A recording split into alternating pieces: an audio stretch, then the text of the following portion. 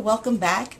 Today we're talking about Twitter chats, and we're going to focus on, should you start a Twitter chat? Is it important for you to be the founder, or is it important for you to jump on a Twitter chat? Before we get to that question, I have a few questions for you. Have you ever participated in a Twitter chat? If you have, how often have you participated in a Twitter chat? What did you contribute? Were you merely lurking? Did you have a few comments here and there? Attaboys, that's great. Were you just retweeting everything that everyone said?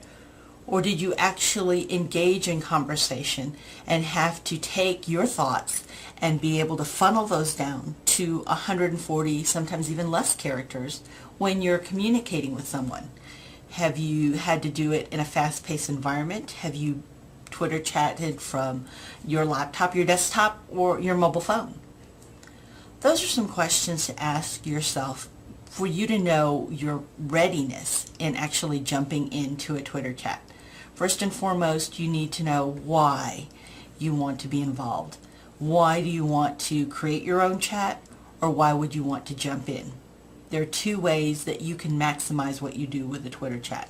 Number one, you can create one and be the founder, the moderator, and truly drive the culture and the community within that chat.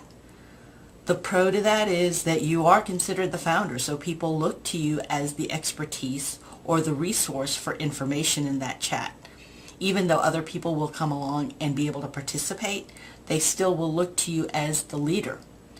The downside of that is that you will be solely responsible at the beginning to drive any people to that chat, to drive traffic and to drive eyeballs.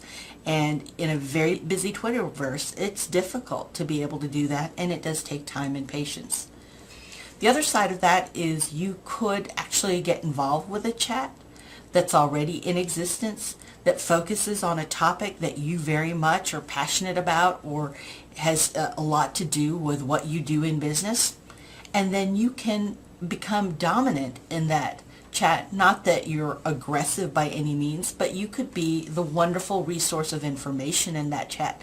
So you can consistently attend, consistently share great resources and insights. So it's not just pats on the back, even though that is important. It's not just retweets, even though they are important. But it's also taking a thought leadership role within that chat.